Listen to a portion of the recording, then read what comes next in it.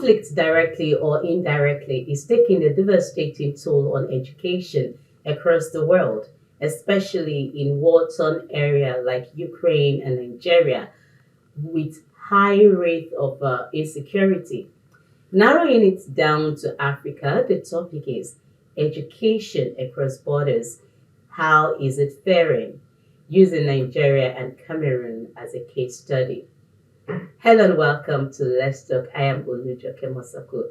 My guest is Dr. Ayila Orkusa, lecturer, Department of English Modern Letters, University of Yaoundé, Cameroon. And it's Christmas Day, so I use this opportunity to wish every one of you Merry Christmas. Make sure you enjoy the day because it's indeed a day of celebration. No matter what might be going on around us, we need to celebrate because we all are alive today. Thank you once again for always watching Let's Talk on DNT Work. I remain Olujoke Masako as we dive into the program. Also, remember to subscribe to our YouTube channel if you have not done so yet. And if you have, thank you so much also. And follow us on all of our social media platforms. It's been wonderful having you all through the year 2022. Thank you so much, Dr. Ayila, for coming on the show. Thank you, Sister Joke. All right. And thank you, viewers.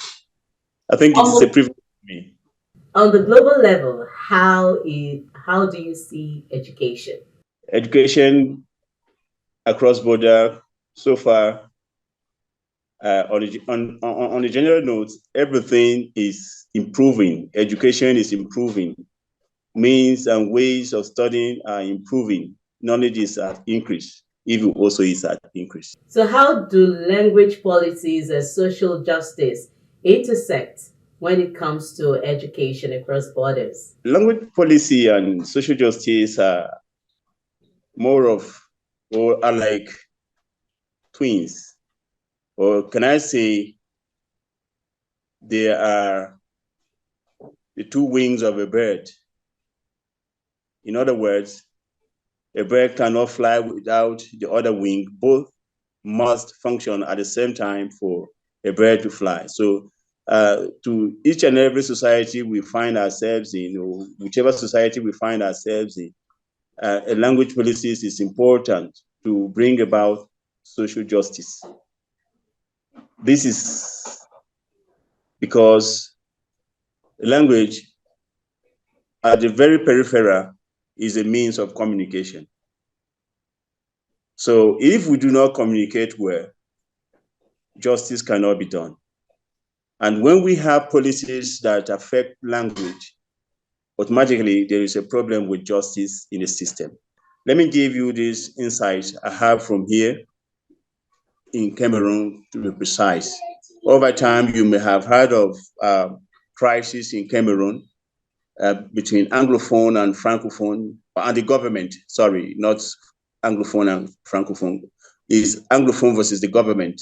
And what is the problem? Bone of contention is that the Anglophone people are saying that there is injustice in the society because we have been neglected. Our language of communication has been sidelined. We speak English, you speak French. We have come together as a country, but we have seen segregation in several ways where you don't respect English as a lingua franca in Cameroon. It began with the teachers and the lawyers who have been complaining about the system of communication, in which the language is at the center, and several other issues. And that brought about a crisis that is ravaging Cameroon up to now. I think one of the major problems is that the war is, even you, when you started the show, you began with the war in Ukraine. And let me tell you that there's war at home. Cameroon is at war with itself because of language policy and social justice. So in other words, language policies and social justice actually intersect. And from what I can get from you, you're saying that it does affect education one way or the other. It does. Okay. Now you are a lecturer in Cameroon, and of course, your background is from Nigeria. Looking at these two countries, would you? I'm not asking us to actually say which is better, but I want us to look at the basics of education.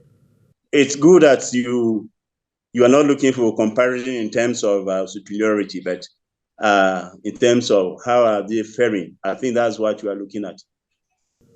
Yes. And I wish to say that Cameroon and Nigeria, first of all, they are neighbors, even though economically they belong to two different economic zones. And Nigeria belongs to ECOWAS, Cameroon belongs to what we call CEMAC, a Central African Economic Organization. Now, the sheer boundary, geographical boundary, cultural affiliations, because people from Nigeria could have their relatives in Cameroon right from their, can I say, their, their grand family. That is the extended family members could be Cameroonians.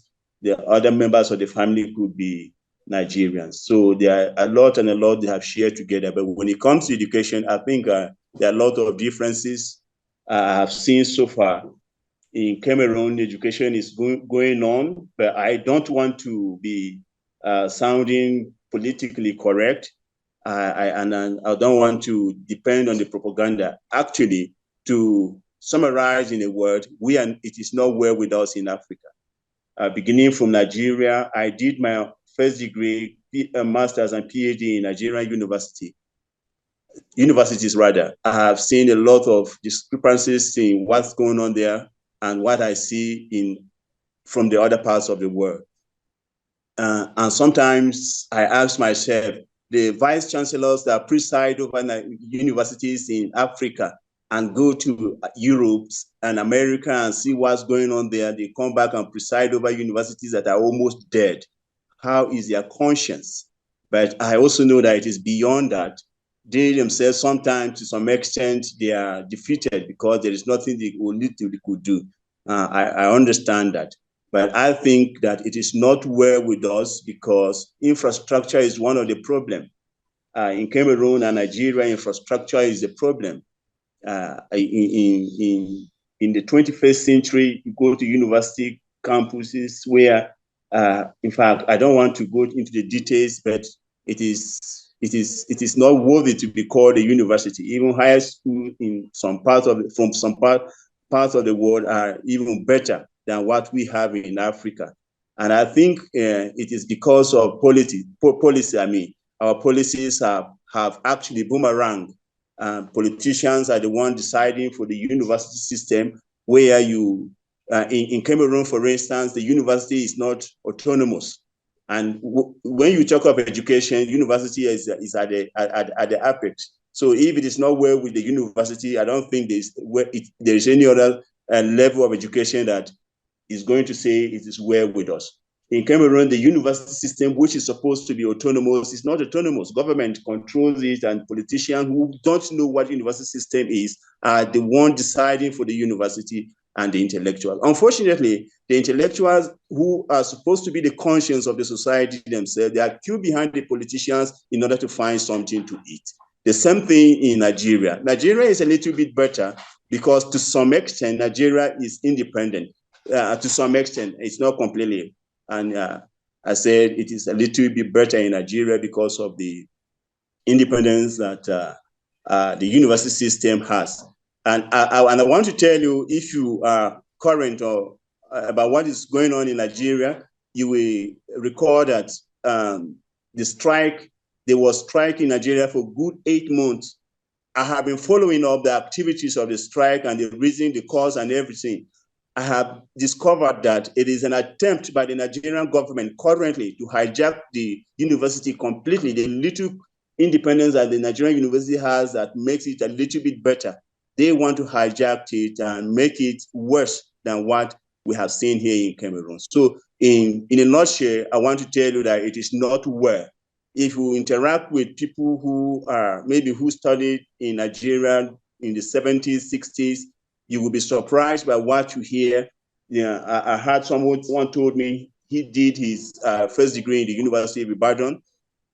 At that point, he told us clearly that the staff student ratio, the staff ratio was higher than that of students.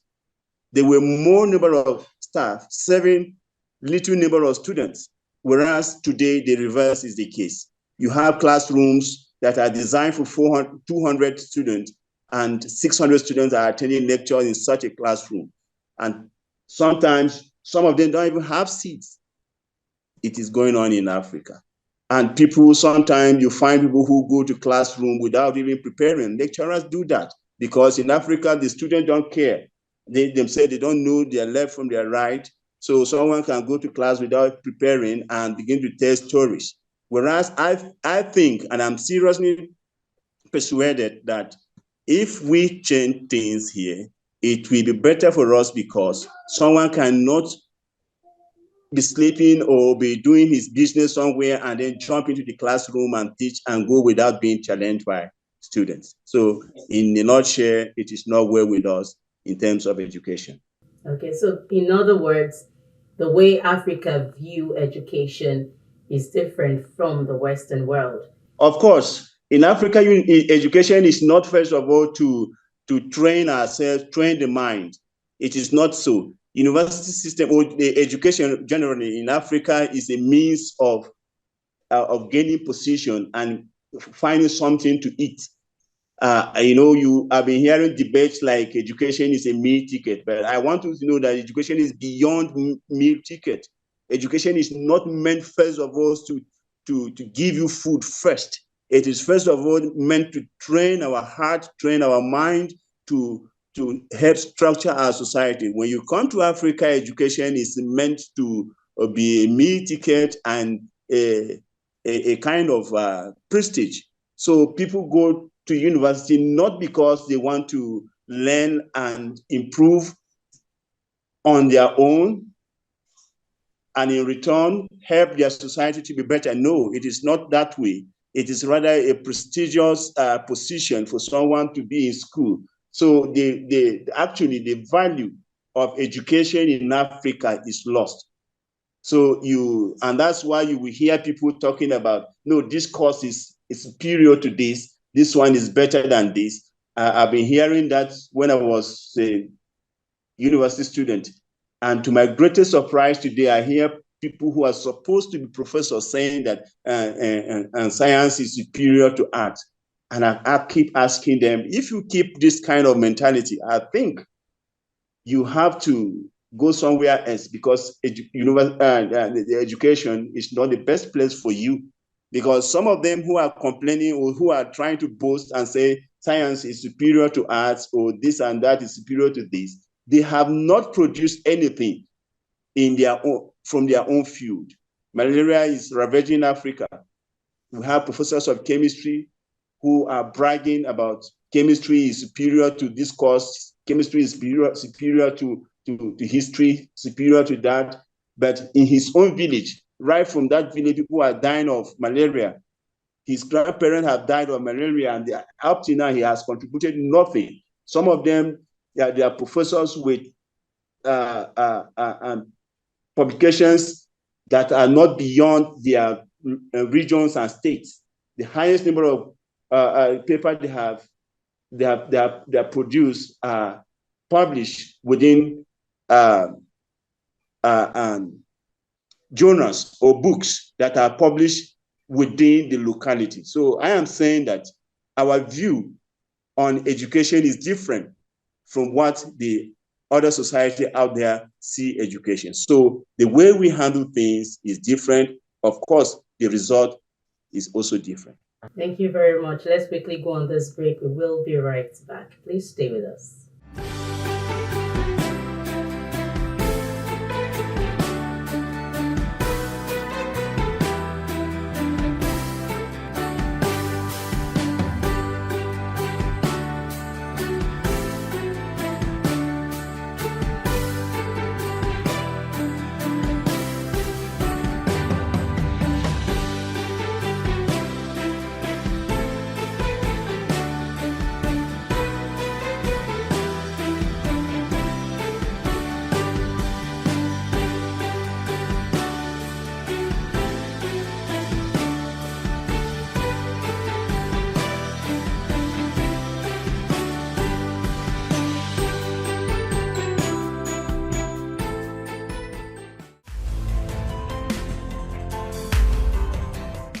Welcome back. If you're just joining us, the program is Let's Talk on DNT Work, and I've been speaking with Dr. Ayila Orkusa, lecturer, Department of English Modern Letters, University of Yaoundé. And the topic has been education across borders. How is it faring? Thank you so much, Dr. Orkusa Ayila, for coming on the show. It's nice having you around. Thank you once more. Now, what are the barriers to education in Africa using our case study, Cameroon and Nigeria? There are a lot and a lot and a lot. The first barrier itself is ignorance. Itself is a barrier to education in Africa. There is a popular saying that when the value of a thing is not known, abuse is inevitable. So we don't know the value of education in a nutshell. So we have been abusing it. Even those who are supposed to be educated, they have been abusing it. So ignorance is part of it. And let me give you this case study. And it connects back to what I said earlier on. And I want to speak on leadership in education in Africa. Recently, there is a phenomenon in Africa, to be precise, Nigeria, where to choose a leader that is what we call vice chancellor in Nigerian university. It is no longer by merit. It is by, we keep hearing indigenous people. We want to. For instance, if you are from Nigeria, if you are a Nigerian and you are serving in a university that is supposed to be a federal university, but located in a particular state, and you are not from that state, you are likely going to suffer this injustice. They will say, no, we want our indigenes, we want the indigenous people to lead. So I want you to understand that itself, it looks like people are advancing, but they're not advancing. It is ignorance, and it has affected education. Another thing is poverty. High rate of poverty in Africa. There is high rate of poverty in Africa, and it has hampered education. There are a lot of people who are supposed to have gone to school. They couldn't because they don't have the means of going to school. And part of the hindrances or obstacles is conflict. There are conflicts. Sometimes to hear schools closing down and opening because of conflict. Sometimes it is political conflict. Sometimes it is sociocultural conflicts. All of these things are hindrances to education in Africa. And I also want to mention the issue of government. Government has posed a very big challenge. Actually, government is a clock to the wheel of educational system in Africa. You find people who have taken position in government and embezzle everything that has been set aside or that is supposed to be used for education in Africa. So people are suffering. You hear them depending on propaganda and slogans that are not there. So we have sloganeered ourselves out of education in the real sense. So these are a few issues that I can mention as hindrances to education in Africa. Okay, let's talking more on closing of schools. Several times, especially in Nigeria, we see schools closing up in the name of strike. What effect do you think it has on education as a whole? A lot and a lot and a lot. It has affected, and it is still affecting. You go to school. In fact, at a certain point, there were some schools who were known that if you go there, you are not going to graduate. You don't know, the entrance day, but you don't know the graduation, the day of graduation. There were many schools like that, and I know your alma mater was one of them, Ahmadu Bello University. Until in our time, something happened. I don't know. We were fortunate that we couldn't speak. But I'm saying that Yeah, it we're affects. fortunate not to be added to the 100 level A. Yeah, that's it. So it affects students. It affects students because some students are coming from an economically challenged background. the struggle to gather whatever they could gather. The parents are struggling. And as the person goes to school, after 1 week, school has closed down, and the little they have gathered, the budget they have made to send the person to school has been touched again because the school has closed down. And sometimes violence, it also promotes violence. When it comes to tertiary institutions being closed down, some of these guys are restive. They are at their prime days, prime years. So they have to do something. And the school is not there. What do? They find themselves into violence, prostitution, all manner of vices in the society. And it also delays the economy. Because when you close the school system, actually is like a factory. It's like, in fact, it's a very big economy on its own. So when the school closes down, the economy is affected also. So a total, now let's look at a total overhaul of education. The topic is we want to know how education is faring as we speak. Having gone through, you being a lecturer now, you were once a student, and you were a student back home in Nigeria, and now you're in another country as a lecturer. Of course, you've been through the system and you see how the students are also experiencing the system of education in another country. Now, would you say education is actually faring well or is on the way to getting better or it may never get better? I would not want to say it will never get better, but so far it is not getting better because there is hope. We keep hope alive.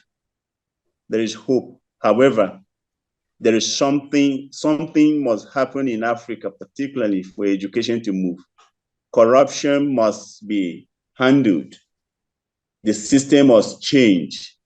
And I think we need a very big shakeup. I don't know how God will do that, but we need a big shakeup. And this shakeup, I am from humanity, but I don't believe in people talking about being humanism as their God, because humanism itself is a scam.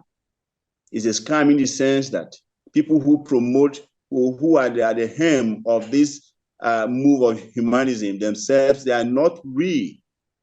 So it is only God that can help Africa. I'm saying God because when I was an undergraduate student, I had some friends that we were thinking the idea. And we were thinking that when it is our time to change things, we will change things better. But I discovered one trend, and the trend is success. Our definition of success is porous. Our definition of success is negative. So people put in everything, including going back to their vomit, things they rejected when they were younger, going back to accept them in order to succeed. So they go to queue behind the politicians who are ravaging or who have ravaged, who have hindered them to be better people because they have stolen everything. Now they are in the system and they are asking, what can we do? In Cameroon, you find lecturers speak in French, they say, on fait comment? That is, how can we do? When someone says that, he's simply telling you that I have given up. I have joined the bandwagon and I'm ready to do anything the way they were doing it. So for now, I have not seen a change, except a radical generation rises up and say enough is enough. The correct thing must be done. Okay. And let me give you example of job racketeering is the major problem in the university system or in educational system now. From the ministries of education to the schools, job racketeering, people who are not supposed to be in positions. You find lecturers who are not supposed to, in a real sense, be in the classroom. They are there. How can you expect education to be better? I remember a very clear story in Nigeria where someone got a job to lecture in a department. I don't want to mention names, but maybe whosoever may listen to this could reconnect.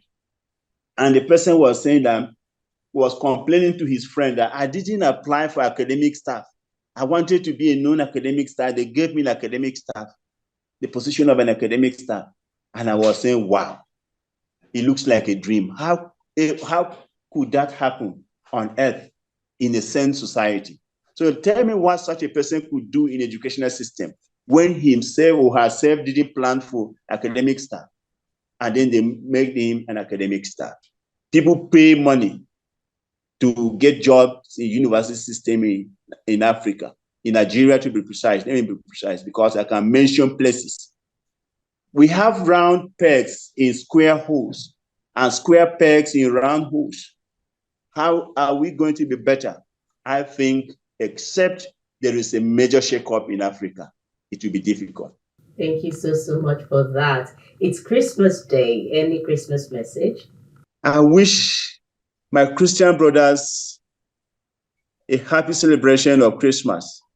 I know Christmas is one of the most controversial ceremonies that we observe nowadays. People keep kicking against it.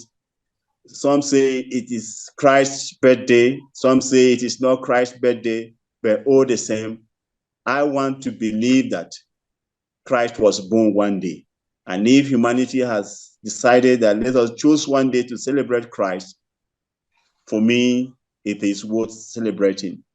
But when I don't put much show, it's because I don't have money. If I have money, I will put much show about it. I will invite many people and do a lot of things.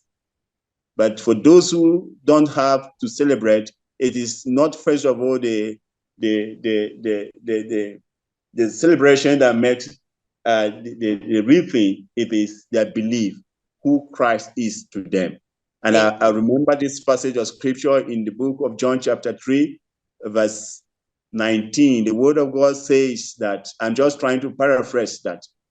It says, the basis of judgment is that light has come, but men prefer darkness because their deeds were evil.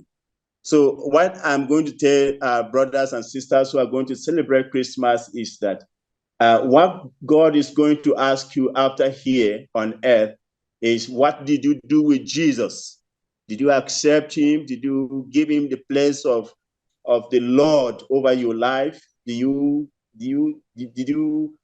abide to his instructions and his teaching?